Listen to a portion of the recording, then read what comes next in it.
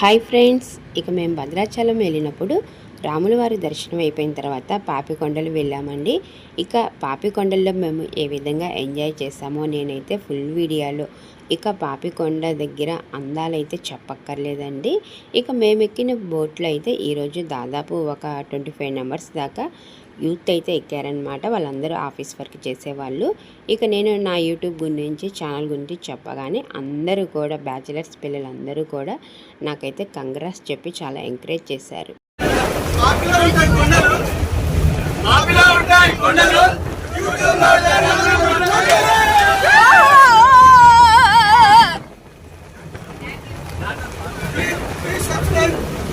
ఉంటారు